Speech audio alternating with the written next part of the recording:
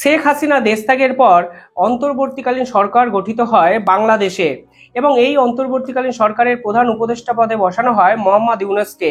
স্বাভাবিকভাবেই মোহাম্মদ ইউনূসের উপর চাপ যেমন ছিল, ঠিক সেরকম ভাবে মোহাম্মদ ইউনূসের এই সরকারের থেকে চাহিদা এবং প্রত্যাশা সাধারণ মানুষের থেকে ছিল অনেক বেশি। আর সেখানে মোহাম্মদ ইউনূস আজকে 2 মাস পরে এসে কার্যত ব্যর্থ হয়েছেন, তাই মনে করছেন একাধিক বাংলাদেশি মানুষরাই। আইন শৃঙ্খলা থেকে মুদ্রাস্ফীতি, দেশের অর্থনীতি থেকে শুরু করে বিচার ব্যবস্থা, সব জায়গায় মোহাম্মদ ইউনূসের এই বাংলাদেশ কার্যত 2 মাসে অনেকটাই পিছিয়ে গেছেন বিশ্ব মানচিত্রে। পাশাপাশি মোহাম্মদ ইউনূস যেভাবে বিদেশি মুদ্রার ঋণ নিলেন বা বিদেশি ঋণের কবলে বাংলাদেশকে ফেলে গেলেন, তা বর্তমানে ভবিষ্যতে কোন সরকার এসে এই পরিকাঠামোটা আমূলে বদলাতে পারবে, তা এক বড়সড় প্রশ্ন। আর ঠিক সেখানেই নির্বাচনের দামামা বেঁচে গেছে। নির্বাচন চাইছে দেশের প্রধান বিরোধী দল বিএনপি এবং সহযোগী আরো অনেক রাজনৈতিক দল। চাপে পড়েই মোহাম্মদ ইউনূস আলটিমেটলি নির্বাচন করতে রাজি হয়েছেন এবং এই শনিবার থেকে মানে এই সপ্তাহ থেকে একাধিক রাজনৈতিক দলের সঙ্গে তিনি মিটিং করবেন এবং দেশের সংস্কার সংক্রান্ত বিভিন্ন আলোচনা করবেন। মানে আলটিমেটলি অন্তর্বর্তীকালীন সরকার চলে যাচ্ছে, এ সরকারি ঘোষণা না হলেও বেসরকারিভাবে বিভিন্ন রাজনৈতিক বিশ্লেষকরা ভাবতে শুরু করে দিয়েছিলেন।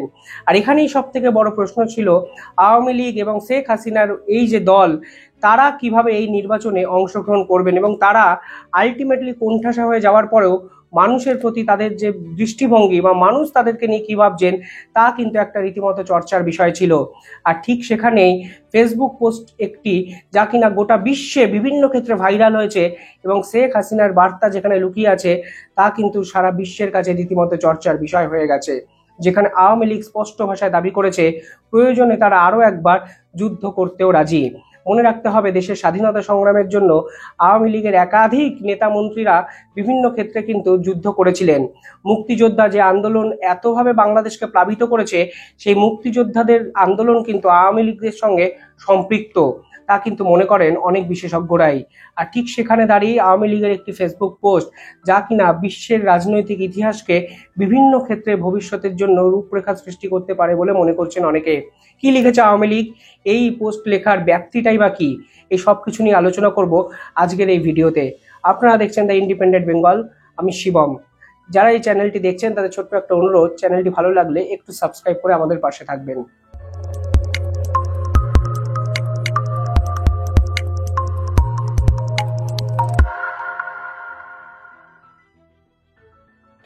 দেখুন, এই পোস্টে সেন্ট মার্টিনসে উঠে আসবে তা সকলেই আমরা জানতাম, কিন্তু শেখ হাসিনা স্বয়ং সেন্ট মার্টিনসকে দিয়ে এই পোস্টটি করাই শুরু করেছেন।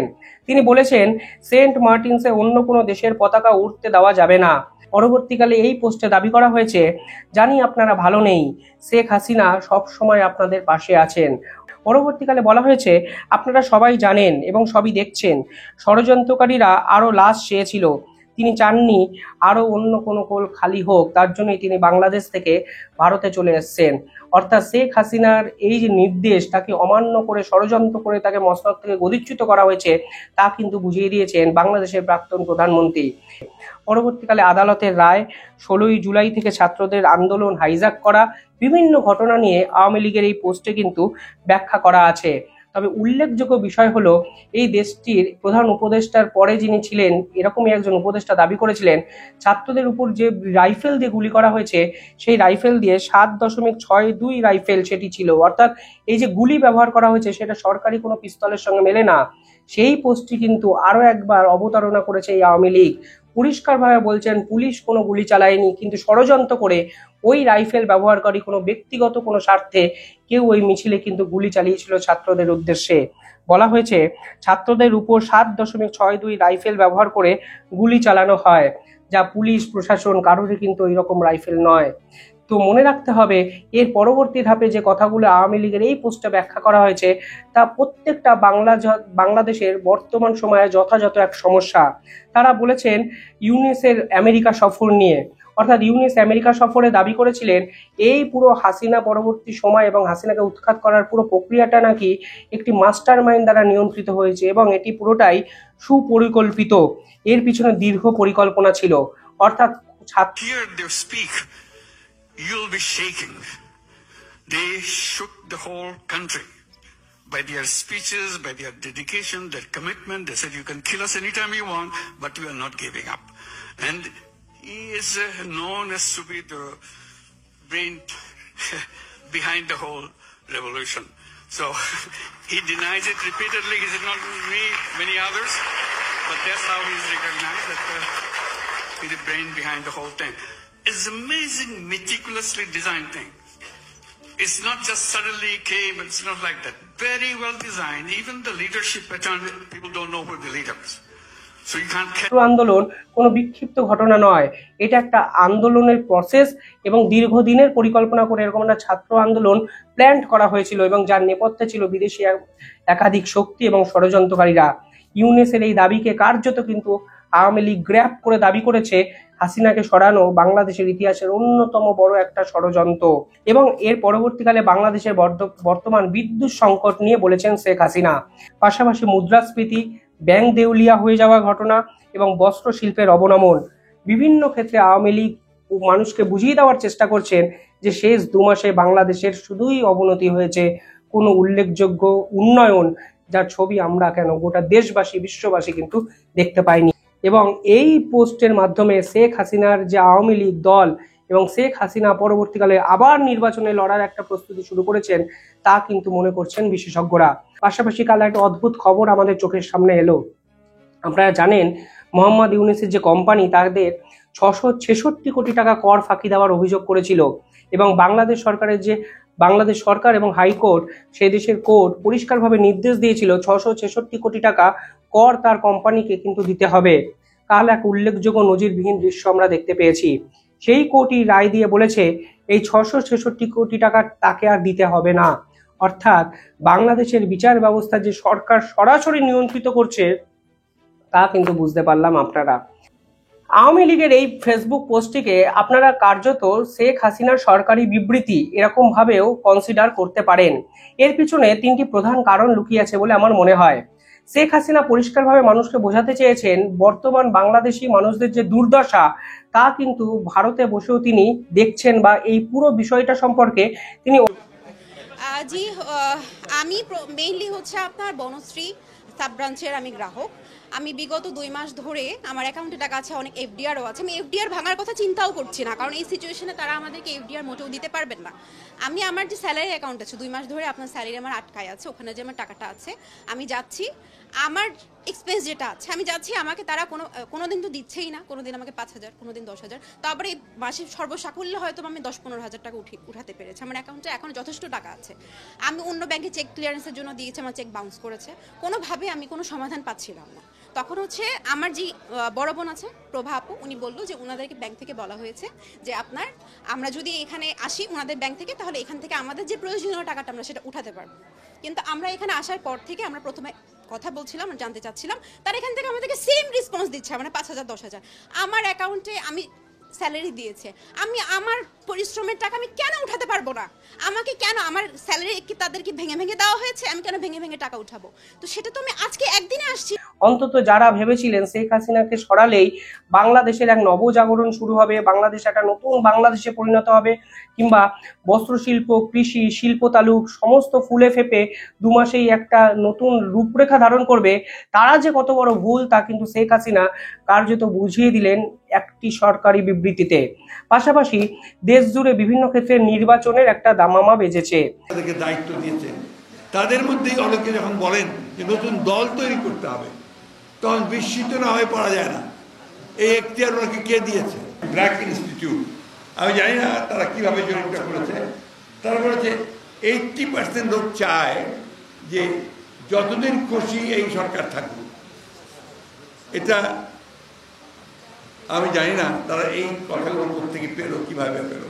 কিন্তু জনগণ এটা নতুন করে লিখতে হবে নাকি একেবারেই বাতিল করে দিয়ে নতুন সংবিধান আনতে হবে, সেটা সেই পার্লামেন্টই সিদ্ধান্ত নেবে। এবং কার্যত প্রধান বিরোধী দল বিএনপি এবং সমস্ত রাজনৈতিক দলের চাপে তারা নির্বাচন করতে বাধ্য হচ্ছেন। এই নির্বাচন করতে বাধ্য হওয়ায় একটা দিক কিন্তু সরকারিভাবে ঘোষণা হয়ে গেছে বিভিন্ন ক্ষেত্রে। মানে মোহাম্মদ ইউনূস আর কোনোভাবেই বাংলাদেশের প্রধান উপদেষ্টা বা প্রধানমন্ত্রী পদে থাকবেন না। তৃতীয় যে প্রশ্নটা আমার ভীষণ মাত্রায় ঘোরাফেরা করেছিল, গোপালগঞ্জ থেকে বাংলাদেশের একাধিক জায়গায় আওয়ামী লীগ যে কর্মী তারা কিন্তু একটা মনোবল বা আত্মবিশ্বাসহীনতায় ভুগতে শুরু করেছিলেন। মানে যদি শেখ হাসিনা বাংলাদেশে না থাকেন এবং যেভাবে আওয়ামী লীগ কর্মীদের উপর নির্বিচারে অত্যাচার করা হয়েছে, পুলিশের কেস দেওয়া হয়েছে, তারা কিন্তু একটু ব্যাকফুটে সরতে শুরু করেছিলেন। ঠিক সেখানেই শেখ হাসিনার এই বার্তা কর্মী লেভেলে ভীষণ মাত্রায় তাদের মনোবলকে চাঙ্গা করতে পারে। তারা অপরাধ করছেন বলে তোমরা এখন বলতেছো, তখন তো তোমাদেরই শাসন ছিল, তোমরাই তো ইনভেস্টিগেশন নিয়োগ করেছিলে, তোমরাই 197 জনের তালিকা চূড়ান্ত করেছিলে। তো তখন তাদের নামটা ছিল না কেন? অথবা বাংলাদেশের কোনো একটা থানায় তাদের নামে জিডি কেন ছিল না? এটার উত্তর তারাই ভালো দিতে পারবেন, আমরা জানি না। আমাদের কাছে সহজ সরল উত্তর হচ্ছে, আমাদের আদর্শকে মোকাবেলা করতে তারা ব্যর্থ হয়ে তারা এই পথ বেছে নিয়েছিলেন যে আমাদের সংগঠনকে, নেতৃবৃন্দকে তারা এইভাবে অপমানিত করবেন, আমাদের বিরুদ্ধে মিথ্যা প্রপাগান্ডা দিবেন, মিথ্যা অভিযোগে আমাদেরকে তারা ধ্বংস করার দিকে এগিয়ে যাবেন।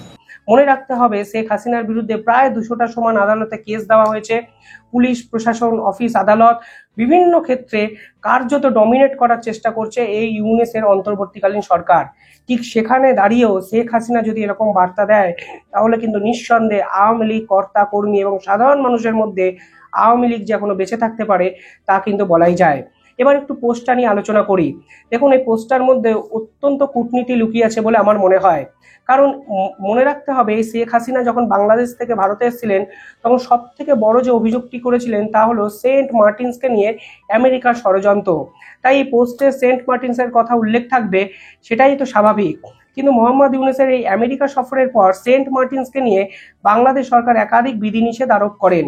তারা রেজিস্ট্রেশন ফি চালু করেন বাংলাদেশিদের জন্য এবং কার্যত বাংলাদেশিদের মধ্যে সেন্ট মার্টিনসকে নিয়ে যে পপুলারিটি, সেটা কমানোর বিভিন্ন উদ্যোগ শুরু করেন। এর কারণ রূপে অনেকে মনে করছেন এই আমেরিকাকে কার্যত এই দ্বীপটিকে কিন্তু সঁপে দিয়েছেন ইউনূসের অন্তর্বর্তীকালীন সরকার, যা কিন্তু শেখ হাসিনা সরাসরি অভিযোগ করেছিলেন। তাই এই পোস্টের শুরুতে ছত্রে ছত্রে সেন্ট মার্টিনসকে নিয়ে অভিযোগ করেছেন শেখ হাসিনা এবং অন্তর্বর্তীকালীন সরকার। এবং কিছুদিন আগে একটি অদ্ভুত খবর আমাদের চোখের সামনে এলো। মোহাম্মদ ইউনূসকে বাংলাদেশি কোর্ট কিন্তু দোষী সাব্যস্ত করেছিল কর ফাঁকি দেওয়ার অভিযোগে। বলা হয়েছিল 600 কোটি টাকা কর তাকে দিতে হবে। কিন্তু বর্তমান সরকারের উপদেষ্টা হওয়ার পর সেই আদালতই কালকে এক নজিরবিহীন রায় দিল, যা বাংলাদেশের ইতিহাসে সব থেকে কুখ্যাত রায় নামে চিহ্নিত হবে বলে আমার মনে হয়।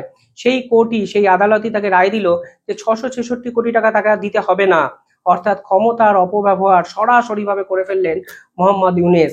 মানে যে ইউনূসকে আদালত দোষী সাব্যস্ত করেছিল, সেই আদালতই তাকে আবার পুনরায় ভাবে সেই রায়টি ফিরিয়ে নিয়ে বলল 666 কোটি টাকা তাকে মকুব করে দেওয়া হলো। এটা কি করা যায়? আমি সত্যি জানি না। মানে এর আগে আমরা দেখেছিলাম বিভিন্ন জঙ্গি জেল থেকে ছাড়া পাচ্ছেন, জামাত নেতাদের উপর দিয়ে ব্যান তুলে নেওয়া হচ্ছে এবং একাধিক ক্ষেত্রে জেল থেকে যারা পালিয়ে গেছেন তাদেরকেও রিভাইভ করতে পারেনি পুলিশ। অর্থাৎ বিচার প্রক্রিয়া সরাসরিভাবে কন্ট্রোল করছে সরকার।